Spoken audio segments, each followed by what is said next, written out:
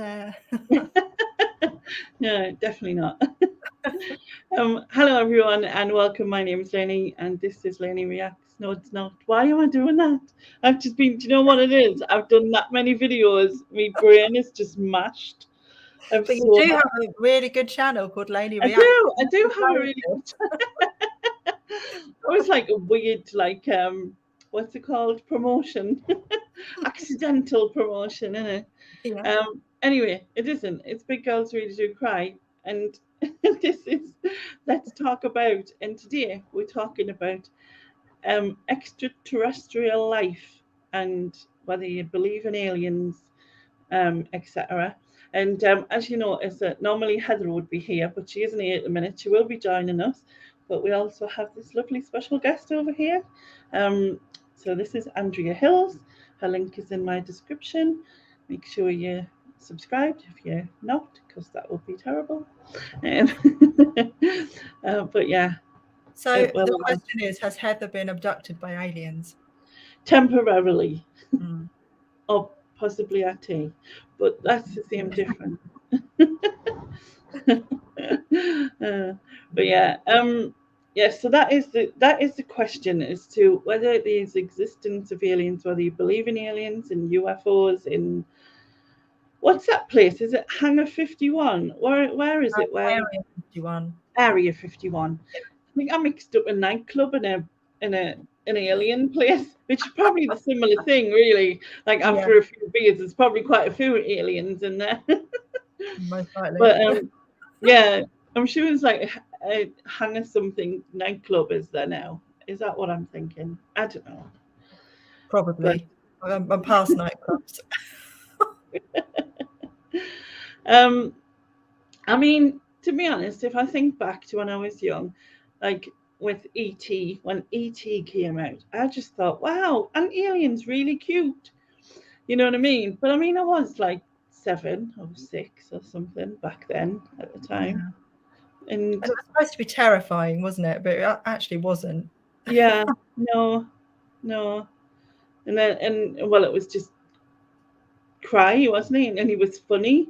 So, like, you know, when he got drunk and that, watching and flicking through all the telly programs. Yeah. And then we had Close Encounters of the Third Kind. And that wasn't too bad either, was it? That was that wasn't really scary. Is batteries not included?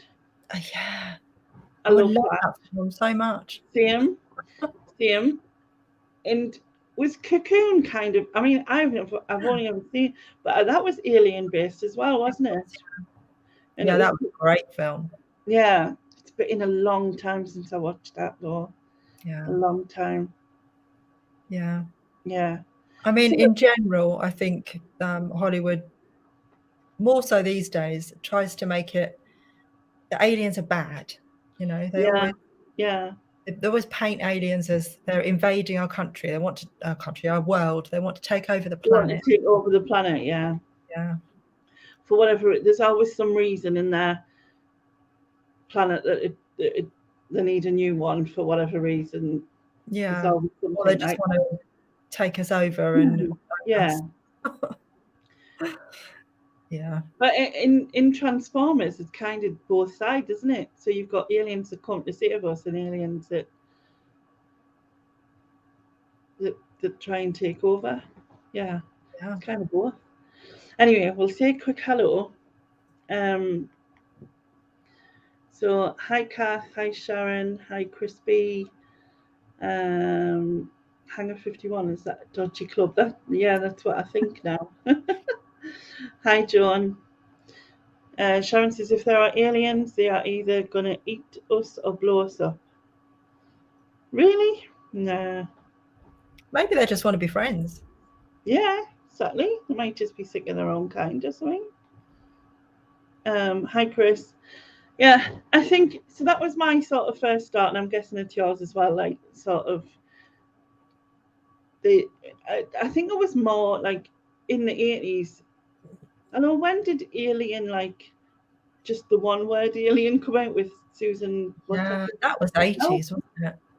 I think even might have been. I'm sure Nick will tell us if he's watching, but yeah, it's probably like really early. I think early 80s. Feels like it. It was before Ghostbusters, because I remember Sigourney Weaver was in it. So I think that was definitely before Ghostbusters, or maybe I'm wrong. Yeah, There's and got to be. They were like, you know, horrible creaturey things, weren't they? Kind of thing. Yeah, bursting out of stomachs and yeah, they were terrifying. I mean, I've only ever seen a clip here or there, but I've never watched them, and it's not my thing. Like, I don't like. There'd be a lot of jump scares and that. I know for a fact, and I'm terrible with them. So I definitely wouldn't. I wouldn't. I think I've seen the first one. I'm not sure about any of the others. Yeah. So like those were the sort of first thoughts of aliens. Like obviously ET being my first encounter, as it were, really, because I think probably at 7 I've never really thought about anything else before that, really. Yeah. And I just thought he was cute, and I wanted an alien to live with me as well. I think. Yeah. I'd quite have liked ET to have lived with us. Yeah, definitely. Yeah. So moving on from that, I suppose I don't know where the whole that's what an alien looked like. This sort of because there's that sort of thing, isn't it, with the big eyes and the green body, and the big head. Yeah, well, I think, didn't it come from the whole Area 51 thing, that somebody claimed to have had video footage of an alien having an autopsy, and it looked like that. It had like a sort of, that sort of shaped head and very big eyes. So I think that's where that idea of what an alien looks like has come from. Whether that's true or not is another question, but and then also when they get like when aliens are abducted, as it were, the people are abducted. That's what they describe them are, isn't it? Yeah. And they're always described in that way. Sharon says that Bob Lazar claimed he saw UFOs in Area 51. Yeah. I mean, I don't really know much about that. No, I personally don't believe in the whole little green man, big eyes, big head thing. You know what I mean? And as far as alien life form goes for me, I do believe in it in the sense of probably more like bacteria and things like that, maybe. Whether there's actual other intelligent life, I don't know. Yeah. Well, I've always said, I think that us humans would be incredibly arrogant to believe that we are the only intelligent, sentient life forms in the outer space, in all of the galaxies, and it would be ridiculous. Hello. They've set you free then. The alien set you free. We're saying you. Apologies to one and all. Yeah. Didn't feel like a Tuesday today. Completely. Anyway, I can't blame. Sorry. You were saying about how we'd be.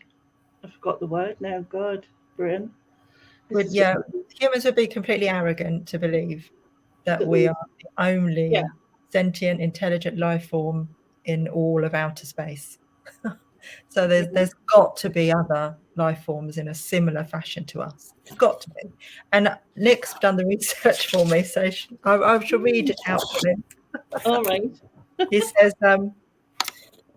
there are 100 to 400 billion stars and at least that number of planets, and the Milky Way alone could harbour up to 6 billion Earth-like planets.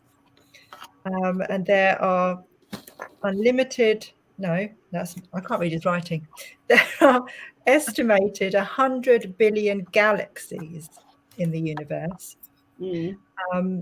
observable, the universe, I don't know what he's saying, observable, but probably 200 billion or more. So Wow. yeah, so when you think through that, then the chances of there being other life forms out there like us, it's got to be. It's just got to be. The odds are in our favour, aren't they? There's, as you say, it's a bit arrogant to think we could be the only ones. But the problem we're always going to have with this is time, because distances are so vast. The issue is there a way of getting around the speed of light time issue? Is there a wormhole? Can we make contact? That's exciting. Yeah. I suppose so. I think as well, like, I was reading something about the full moons on Jupiter. So Europa, I think it's called. There's apparently a lot of interest in it, because the outside of it has it's frozen all around on the outside, but underneath it's liquid. So like, I think they were saying that obviously they were believing that things could survive in that. Do you know what I mean? But then would there be, like, not humans exactly, but like something like us that could live underwater essentially? But I suppose you could look at, is it Atlanta and all of that sort of stuff, like millions of years ago and whatever. But I don't know, because I was thinking about it earlier on, and I was like, oh, is it like, because over millions and millions of years, to me, things, what's the word? Evolve. That's the word. So, there's sort of loads of proof of that, isn't it? With animals that have adapted and survived and things like that through different things, because they've changed to what's happening. And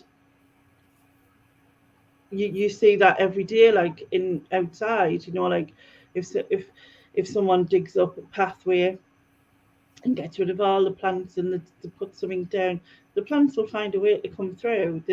That it comes back. Do you know what I mean? It just and it evolves to the surround it's in and works its way. And I guess there's proof of stuff where, like, things have been underwater and have adapted to living on the land because there's been no water anymore, type of thing. So but we've evolved from so it's perfectly, the thing that fascinates me is, would we recognize another life form even if we found it? Because it could be so different. It might not be carbon based, it might be silica based or something else. It might be an energy form rather than have physicality. There are so many forms of what could be construed as life, and I reckon we just miss it because we're looking for things like us. And that's probably barking up the wrong tree somehow. It's just, intuition. I mean, I don't know, of course. I think there's been so many films out, isn't there, where, like, aliens have come to Earth and then they've just took on what looks like a human, made themselves look like a human to live within us, type of thing, and that kind of thing. And so I think the whole sort of it's made us look for certain things. And I think before you arrived, Heather, we were talking about the standard green man with the big eyes and the big head. Absolutely. And then also the Area 51 and where that came from, because someone said that they'd seen it or something. And the grey aliens with the big eyes and the pointy faces, all of that, which is very popular, I would say. It's the thing is, any idea of what we think alien life is, and that does change over time depending on our understanding and what we see, tends to get stuck in our subconscious. So that's what we expect to see. And I think if alien life is discovered on probably anywhere in our solar system, it's going to be microscopic and bear some similarity to maybe a virus or a bacteria, which carries its own slight peril. But, you know, actual big physical forms, I think the problem is the universe is so vast, and time travel is not yet within our remit, that we have a bit of a problem. Yeah. And do they want to be contacted? Are we smart enough? We're stupid enough to destroy each other. Just saying. Yeah, because they could have been here and thought, you know, what a bunch of idiots, I suppose. Most likely. There are lots of theories, aren't there? There are theories that say they've been here and somehow that a part of us contains that, which is why we evolved to be as we are. But I do feel that the kind of competitive, warlike tendency we have, and I suspect we're not the only life form that will have that, because it's about survival and fear and very common things. I do wonder if other civilizations, much like in our own history, have come and gone and destroyed themselves because we may have missed an awful lot of the action. Yeah. Quite possible, isn't it? Really. I think the one thing that is for sure is that UFOs exist. What they are is the question, isn't it? But because all it is an unidentified flying object. Yeah, definitely exist. And especially if you believe TikTok and YouTube, there are, you know, it's amazing how people can manipulate images and make something out to be something that it probably really isn't. I'm not saying it doesn't happen, but most of the time, 98% of the time, it's going to have a perfectly reasonable scientific explanation. The fascinating ones are the 2% that maybe don't. And the whole idea of alien life forms fascinates me, because obviously as a sort of zoologist and from the scientific point of view, I am fascinated to know what form it could take. And it's probably not what we think. No. Well, I think just in the last couple of years, the American military have been talking openly about it, haven't they? About what they've seen and what, you know, they can't explain.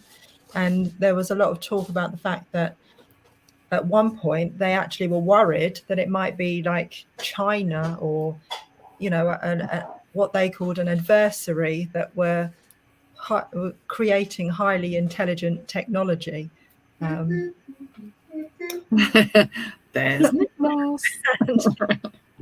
And then they completely discounted that. So it's still unexplained, but what they've witnessed is technology beyond our understanding. Indeed. And where it's come from is got a big question mark over it. I mean, as Kathy has said, if aliens of people not of this earth, beings not of this earth, have come to visit us, then clearly they are way superior. Now, we might be just like we look at a petri dish under a microscope and go, oh, that's interesting, and then go away again. Or there's always the thing of, are they going to absolutely help us be amazing, help us evolve, or are they basically going to kill us? Because it's one or the other, isn't it? That's the thinking. Yeah.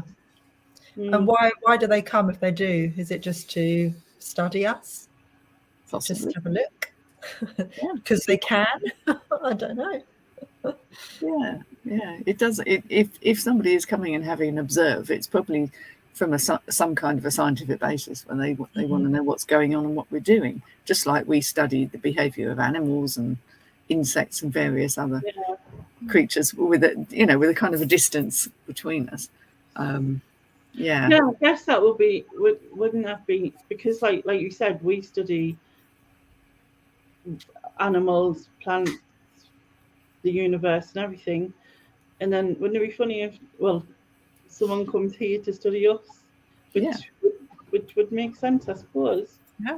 Because curiosity and the wish to learn seems to be, I mean, to my tiny little imagination, seems to be the common thread that I would imagine you would find that if you found other life forms. It's that curiosity that leads people to go beyond their planet, to create, to develop, to innovate, to invent things. It comes out of curiosity. So yeah, I would expect, if nothing else, to find that about them. What were the worlds? Yeah, so we're conditioned to believe it's really bad, and if aliens are coming, they're going to kill us all. Take over the planet. They could consider us such lowly forms that we don't, like someone says, I've got an ant's nest in my garden, I know what I'm going to do, I'm going to put boiling water all over it, and that's the end of that. You know, it's not necessarily a moral decision, it is simply based on their experience. So you can only hope that that doesn't happen. And if we've had as many visits as people think we have, then clearly they think we're right to leave alone and observe. Yeah. We're strange and interesting enough, perhaps. Yeah, and not as evolved as them, because we can't do what they do. Definitely clearly. Furthest we've got to actually land and visit is Mars, isn't it? Yeah. I mean, obviously there's the what is it called? I want to say Hubble, but I don't think that's right. What's the craft that's going through the universe and photographing things currently? Was Hubble the one that landed? Hubble's actually the telescope. Ellen's telling me telescope. James Webb. Is that what's traveling through? Is that what's traveling through? There's something that's traveling through currently that's not manned, but yeah, there's quite a few things out there that are still running. They've gone beyond the solar system. They're going, they're still going and sending information. Yeah, I can't remember. The improvement in the telescopes that we've got means that we get so much more information, but what we can see is still only a tiny portion of what is probably out there. No, not the International Space Station. Yeah, that Starlink thing that goes over. It's like that does my head in. I find and of that course, what we do see in terms of UFO could be something like that. It could be completely unmanned. There'd be no actual life form on it, just something they've sent to look. Yeah, to observe, because that's what curiosity does. It wants to have a look. Sending beings is a much higher investment. Like going to Mars with unmanned has been quite a good thing, but obviously they're gearing up to want to send somebody, but the ball game changes completely when you put life at risk, and it's a downside. It's a lot more problematic when you've got a living organism to support. So New Horizon. Yeah. I wonder if, like, what how we have obviously emotions and stuff like that. I mean, would they have similar things? Like, is this what?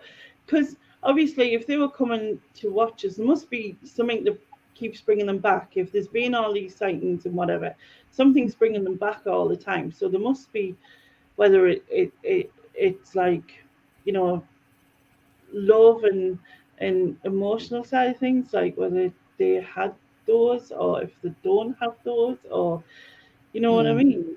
Or maybe they were part of how this all started. Maybe they've been here since day dot and created us and seen what we did. And wow, there's a theory. Because vast experiment. Isn't that moving into like Scientology? Possibly. Come from aliens. Well, maybe. What if Tom Cruise and them are right? Oh my God. Maybe they are. But for the wrong reasons, I suspect. But yes, it's there are going to be endless theories. I mean, a lot of our motivation these days for wanting to travel further and further away from the Earth is the fact that we've ever so slightly fucked it over, and we're thinking maybe we need to. What happens is, when you use up your resources in a current place, the natural thing an organism like us does is goes and finds a diaspora and finds new places. But that could be very difficult. So if you're going to sort of like kind of geoengineer a planet and create a livable atmosphere, that's a hell of a job. Don't think we got the budget. No, definitely not. I mean, not given what the planets are like, you know what I mean? But surely, as Sharon said, there has to be other habitable planes out there. There has to be. There will be. It's if we can get to them. We need the technology that we would need to actually get us there would be remarkable. I mean, our nearest star is 4 light years away, so yeah, slight problem with distance, and our current knowledge of the laws of physics, I think, is a bit of an issue. Oops. Yeah, for sure. Yeah. And I suppose whatever's on the planet that they're on, they may have a source of power that can move, get them to places where we don't. But the popular theory is always these sort of wormholes in space, aren't they, where you can go in and then pop out. And come out at the other, yeah, it kind of collapses the time-space continuum, I believe, is the term. Watch too many Star Treks, but you know what I mean. It's that kind of idea, and it's enough out there where maybe it's possible. It's probably be the only way we could actually travel the vast distances, and possibly the only way that anyone could travel to us. It's a nice wormhole. It's so interesting. Just what you were talking about of whether they'd be sentient or not. I think for sure. Yeah, I think if you're going to have intelligent life forms, I think they're probably most likely going to be sentient. Oh yeah, there'll be many life forms, but it's the ones that are sentient and a long way advanced from us that are probably going to be the ones saying, let's have a pop down, see what they're doing on Earth today. I'm so curious to know how they have, their civilization, how that works. Is there war in the same way that we have it? Do they rely on money, which it just seems to be the cause of all issues for us? I mean, it could be that both, like, they could just have, say, like there's not genders, there's just like one, you know what I mean, and you just fall in with, and like they can both have babies type of thing. There's no, interesting. Because so long as a life form can reproduce and create diversity, which is required by some mixing, so that you're not just getting a clone, and that allows evolution to take place. But I kind of think, it's more. I kind of feel is that the kind of advanced beings that we're probably dealing with are more likely to be light and energy forms rather than actual physical, because that can travel. They can travel in a totally different way. And I wonder if some people's experiences of divinity or deity on some level may be something to do with that we actually connect, because it's to do with mind energy, not the physical stuff that we're made of. I just threw that in, didn't I? Wow.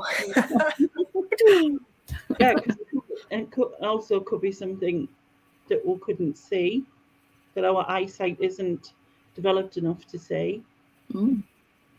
Yeah, exactly. Yeah, there's a whole load of colours we can't see. We can't see what bees see, never mind something not on this planet. So, yeah, the possibilities are endless. Yeah. When she thinks of other life forms, she thinks of corny 1950s films on aliens. We all do, though, don't we? It's just Jeff's seen an alien. Yeah. At the door. Yeah, they probably could, better than it. Hello, Jeff. Oh. We've got Google Chromecast, so when the telly's not on, it's just like, showing photos, and there was one of a dog on there. So hence the barking. He's looking after you. Nick asked earlier if I'd read out his facts. Yes, I did. Yeah. Indeed. Yeah. Nick says, I would expect alien intelligent life will be way beyond what we can comprehend. And it is that interesting thing of, if they do want to connect in any way with us, they do have to present in a form that we can relate to. So this whole thing about aliens that look enough like us, but who knows? I'm just looking at the chat, and Joan's comment makes me laugh. They may be living amongst us. Look at our PM. That's true. No, but in that case, they're not as intelligent then. Well, but to be honest, there's probably all varieties, isn't there? Really, there's probably alien life form out there that is less intelligent than us, and some that are miles away from those that are, because as you said, how big it is out there. There's literally every option available, isn't there, really? Yeah, I mean, they try and look for planets that, I mean, now they can kind of zoom into a star and they can tell if it's got planets, and they can, it's all come along long since I ever studied anything remotely like this, but they can actually tell if there's a planet which is in the kind of Goldilocks zone, which is like a sensible habitable area that could possibly be sustainable for life. But again, that it's life like us, organic form. There may be other forms, crystalline forms, inorganic forms, energy forms that don't rely on having that very narrow set of criteria that we have on this planet, which enables us to survive. Yeah. Yeah, indeed. Oh, it's a brilliant subject. Aliens wear crash helmets. 1 or 2 have been left behind. Yeah. Yeah, talking about Boris being an alien, I'm sure there was an episode of Doctor Who where the Prime Minister was. Yeah, there was. Would have been, definitely. I've not seen an awful lot of the more recent Doctor Who's. Yeah, but, they were. Yeah, I think it was a David Tennant one. Yeah, So I did see it was a David Tennant or Matt Smith. It was that, further back. Yeah. Yes, I did enjoy the David Tennant ones. I thought he was a bit manic, but that's David Tennant. What was her name? She was in Harry Potter. She took over after it was her. What's her name? Moaning Myrtle. No, she was in. She took over as the head of Hogwarts. She played the Prime Minister in the. I think it wasn't Maggie Smith. It wasn't her. I know who you're thinking of, but that wasn't her. It might have been Zoe Wanamaker. The one that played the Prime Minister was in EastEnders. She played Mick and Linda's aunt in EastEnders, and she was in the pub, lived in the pub for quite a while. Wow. She was the one. She was the actress that played the Prime Minister. Wow. But the Harry Potter actress that played Moaning Myrtle was in the same episode, and she was also an alien. Oh. Right. Is Nick reading from your alien handbook? Yeah. Does Nick have an alien handbook? Involved in the universe, the possibilities of life are just as vast and incomprehensible. Tapped planet. Oh, I like that from Joe. There may be a tap planet out there. It wouldn't surprise me. Weightless tap with Scoos. Yeah. Well, my sister on Scoos went wrong. I sent somebody the wrong coat the other week. Oh no. Anyway, so my level of intelligence clearly has dropped a notch. Oops. Yeah, but it's a huge subject, and and there just aren't answers. That's the thing. You can discuss it till the cows come home. Even the so-called experts on it don't have the answers. Nobody does. No one can be an expert. No one knows. It's like anything. It's all speculation. It's all theorizing, and they're going to. I mean, there are a lot of people. There are people who reckon they've been abducted by aliens, and obviously for those people, it's felt very real. And I'm not decrying their experience, which sometimes has been quite traumatic. But it's a big psychological question of what the hell's going on there.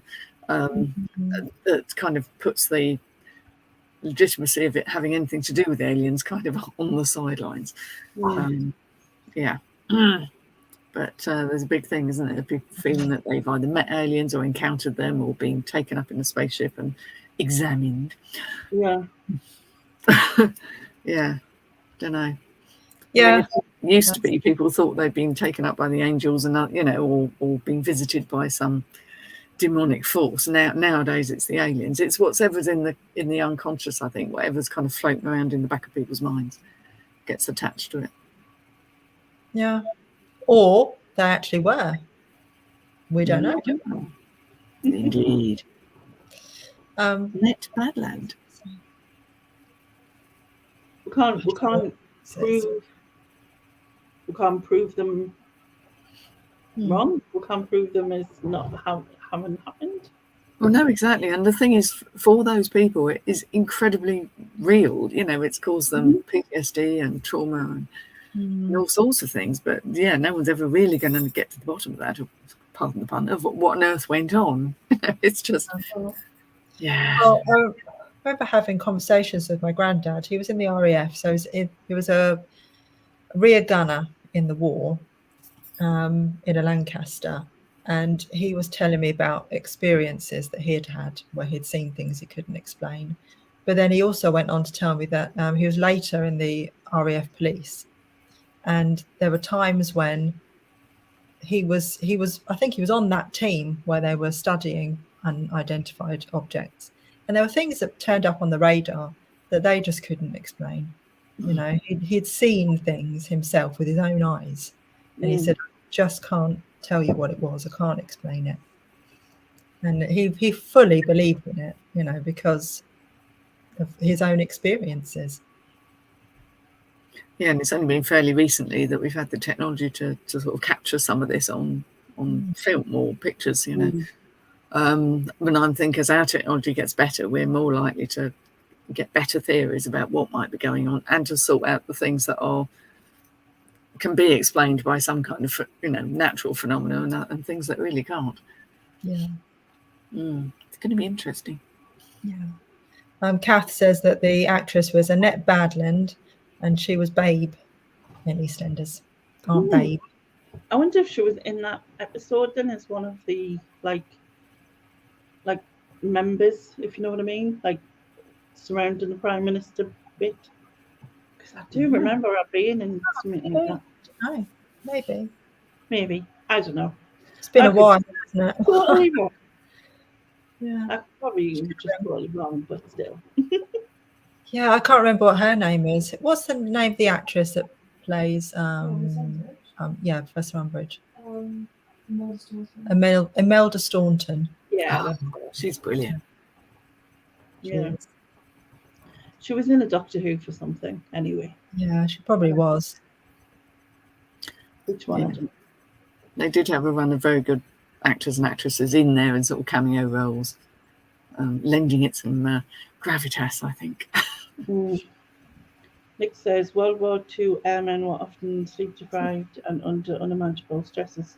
The human mind can do incredible things under that sort of duress.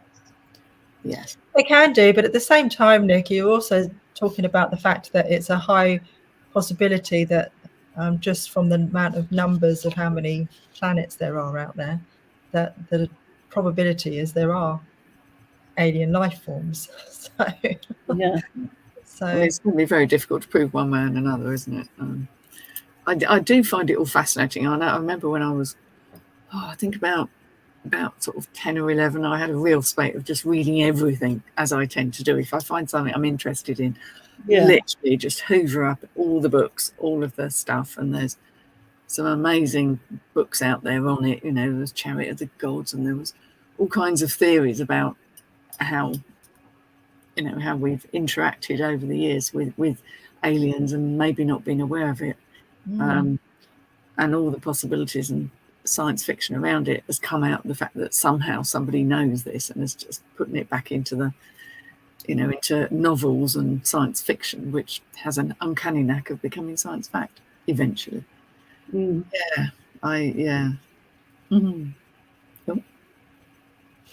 just noticed the interface in Doctor Who episode The Girl Who Waited. Okay. Right. Oh well. Is that the one with what's her name? Where it was just a face on a stretch? No, I think it's that was Zoe Wanamaker, I think. Yeah, that was Zoe Wanamaker. Because she was. The Girl Who Waited is the Matt Smith one, and what's her name? Dark eyes, dark hair. Ellen. She becomes his assistant. Yeah. What was Matt Smith's assistant called? Was it Bill? Bill. No, the before that, she kept dying in different eras. That was But later. she was like, yeah. She was. I can't think of her name. I didn't see many of the Matt Smith I ones. think she was in. I would say brown hair. She was in. I'm sure she was in a episode before that as well, like as something else, like as a maid or something. Oh, yes. She's quite a famous actress now, isn't she? I'm terrible with names. Not Rose Tyler or Billy Piper, no. Yeah, I know exactly who you mean. Short hair. Yeah, brown. Played Queen Victoria. Yes, and she was like different. She was in different. Jenna Coleman. Jenna Coleman, yes, that's her. Yeah. I think that was the first episode because she was stuck in somewhere, like in what was like a spaceship place, and she was like waiting, I guess. The girl. Yes, she was in a Dalek, wasn't she? Yeah, in a Dalek, which she didn't realise. Yeah. Oh, Ellen's going to find out. Clara Oswald. That's the one. Yes. But this is the thing, the whole Doctor Who thing, and why people find it so fascinating is because he's not limited by the laws of physics, space and time. He can actually travel about and do all of it. He can regenerate. Well, that I think that's very much a human part of wishful thinking in there. Yeah, that's true. But just that concept of being able to travel. Yeah. You know, what a Would thing. we want to regenerate though? Because the Doctor's quite often very sad because they've lost so many loved ones, haven't they? So many people that have been beside them over the years. Yeah, immortality is not all it's cracked up to be. It's always the theme, and you'll get that in all the kind of vampire stuff as well. If anyone's ever read Anne Rice, it's the same theory that yes, you can go on forever, but you're just not designed to do that. There's too much loss. I think it would be nice if we got to, we got to a certain age, but there wasn't all of the crap that goes with getting older, like aching kind and of stay at a certain age. You just like you get to about 30 and then you stay at that level until that would be nice. That would be nice.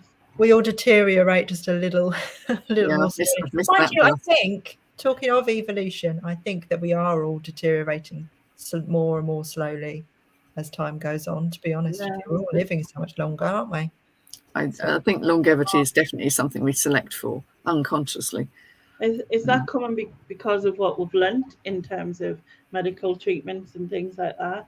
Or is that coming because we are adapting as well, like in some ways? Both, I think. Yeah. I think a lot of it is unconscious that people, especially people who are planning on having kids and things, tend to want longevity to be a part of it, and so they unconsciously will select somebody who maybe has much older relatives, who's healthy, and it's unconscious. It's not a deliberate thing. Yeah. But I do think it becomes a bit of a factor. But we do seem to be evolving to live longer. But yes, there's also the fact that the medical treatments that are available mean that most things don't get us like they used to. Yeah. And we have easier lives. Yes, we very much do. Yeah. Although we do have more stressful lives, I think, these days. Well, you certainly do, Andrea. Well, I do at the moment. Yeah, exactly. I wonder, like, if the planet is around and still in 200 years' time or whatever, because obviously I'll be long gone, but will our I think there's going to be a point where obviously life is going to stop getting easier, isn't it? Because of the way that we've treated the planet and stuff. It's going to obviously affect everybody. So I think the game changes from here on in. I think adaptability and health are two things that everybody needs, and a certain set of life skills just in case. Yeah. Because obviously no one's doing enough not no one, but there's not enough done to reverse what's been done, you know what I mean? And still too many people just don't care whatsoever, you know what I mean? But as Kathy has pointed out, there are things that will come along, and we have no control over, at least initially, that do keep the population in check. And harsh as it is, that is part of being a physical being. There are things that are going to get you. Yeah, Nick says there, I agree, Lainey, we're living at a tipping point for the human race. Yeah, because I think it's going to get to the point where it tips back. It has to. Yeah, I think things don't always move in a progressive and evolutionary advantageous way forward. No. And as we've seen with some of the things that have gone on in the world, things can go backwards pretty quickly if somebody decides that's what's going to happen. And it's not an automatic process that things will just keep getting better and better. I think people have forgotten that a little bit. Yeah. Well, we do seem to be regressing quite a lot, don't we, socially as well? Oh, definitely. Yeah, with the whole weird thing and the thoughts and the gun laws and like all of that stuff. It's mad. Yeah, it's a very strange world. It really is. We just need to try and keep as positive as we can and just all be kind to each other. Exactly, and to make the best of it, and to keep doing what you're doing that works, rather than Absolutely. And I think that the difficulty is that you can do. There are things you can do things about, and there are things that if you spend all your time worrying about them, it's not going to be helpful. So it's really difficult to separate that out. Because there are certain things we can't control. We have no control over it. And to climate change in some ways, there are certain things that we can do, but they're a drop in the ocean to what the big companies and their governments can do. And they're the ones that we need to be putting the pressure on, because they're just coasting along, worrying about money. And votes. And not thinking about, one day they're not going to have a planet to live on because they haven't looked after it. Yeah. I mean, the thing is, the human race are marvelously inventive, and they will come up with ways around it. They do, but it's not going to work for everybody. I think that's the problem. If there's a big change in sort of things like famines and food availability and stuff, which is inevitable when climate change happens. It's already started, but when it happens more, then there's a vast number of people who are going to not benefit from that. I think, as I said, if in 200 years time, because I've done like family tree research and whatever, and then you look back and think how hard it was, the workhouses and the slums and the way people were trapped and the mental illness was trapped and all that sort of thing. And I think now, if someone's researching back in 200 years time, they'll be like actually jealous of us, if you know what I mean. Like they had it so much easier, and you know what I mean. Like which is sad, really, to think that way, but that is kind of how it's going, isn't it? Well, so we'll have to try and make sure that isn't the case. But it's certainly. Sorry to talk over you. I mean, certainly in the western part of the world, we've got it pretty easy. There are certain areas in the rest of the world that are struggling quite a bit. And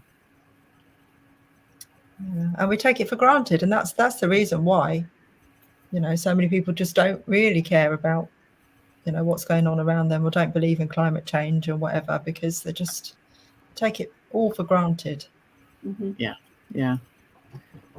Yes, it's a dangerous place to be. Because when things change, they're not going to be prepared, able to deal with that change. So the aliens out there that are so much more evolved than us are all looking at us thinking, tutting their heads going, what are they like? Exactly. And it is that thing. If you were sort of observing us from a completely stood back viewpoint and looking at the way the world goes on, you think, well, why aren't they all working together? Why aren't they dealing with this as one thing? They're all squabbling over historical territories and silly power games that mean nothing if half the world has nothing to eat. It's extraordinary. Yeah. Yeah. It's perspective, and everything comes down to economics and power and money for our little tribe rather than on a broader scale. It's very narrow-minded thinking. I know this is bordering into sort of existentialism, but I say this, have these conversations with Ellen sometimes, that when you really step back and look at it, we've created all of this misery ourselves. Oh, absolutely. It through, this lack of money and the poverty and everything. We've created this for ourselves. It's all self-inflicted, but we've created it. And we've got to solve it. But there's so many people who are just, focused on their self and just self-serving and greedy. But that self-focus has really come about because of the way modern lives are lived, the way society is it kind of created that, certainly in the West, where people are just focused on the very immediate surroundings and haven't got a wider view. That has to change at some point. But when, who knows? Yeah. Just reading Julie saying we're incredibly lucky in the UK compared to other countries, very lucky, and people forget that. We are indeed. But then when you also sort of juxtapose that with in this country, in America, and you see families and children that can't afford to eat, and they're living in, acute poverty. And you think, how can that even be in one of the richest countries in the world? Yeah. We have no excuse. It just blows my mind that can even exist. Like homeless people and stuff like that, because in these countries people shouldn't be homeless. Unless they choose to be, but that's another question. Yeah, that's a different thing. Yeah, they shouldn't be forced to be. No. Yeah. Yeah, it's so went from aliens all the way to everything. I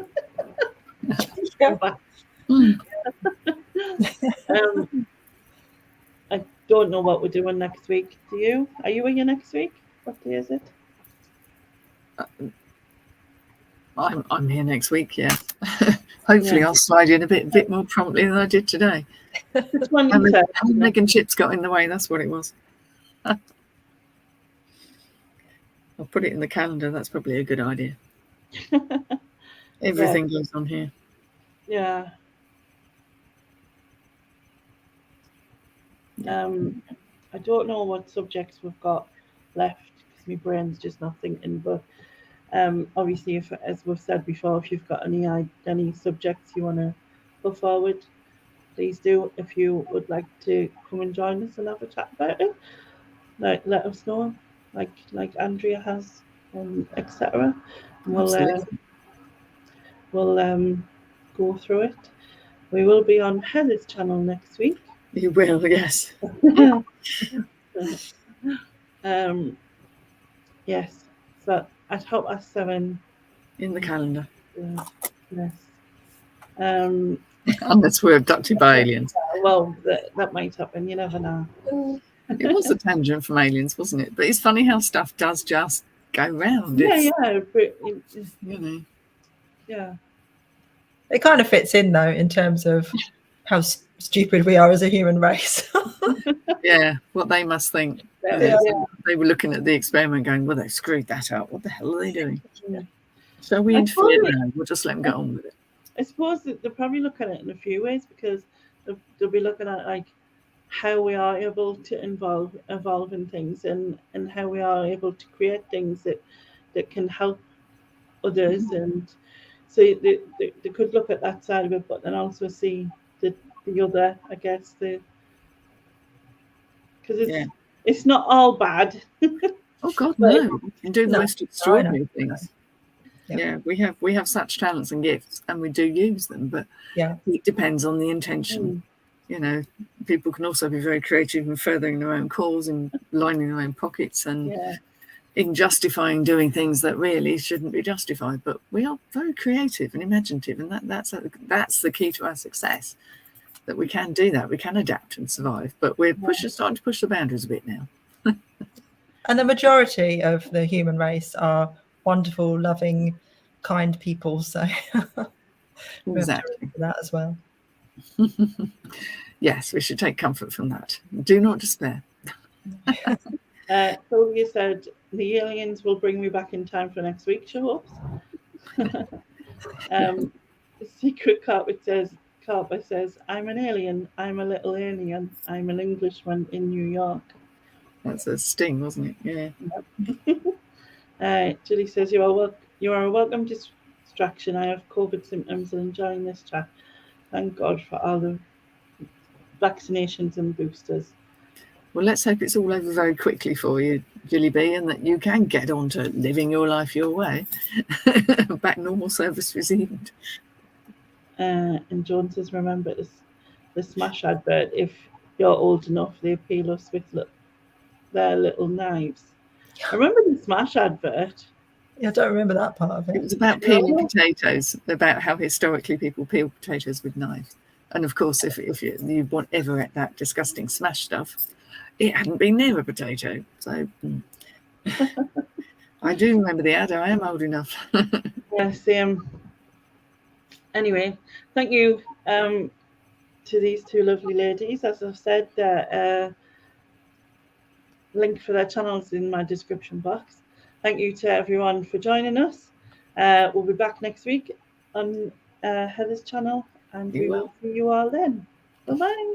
Bye. Bye-bye. Awkward waving. Awkward waving.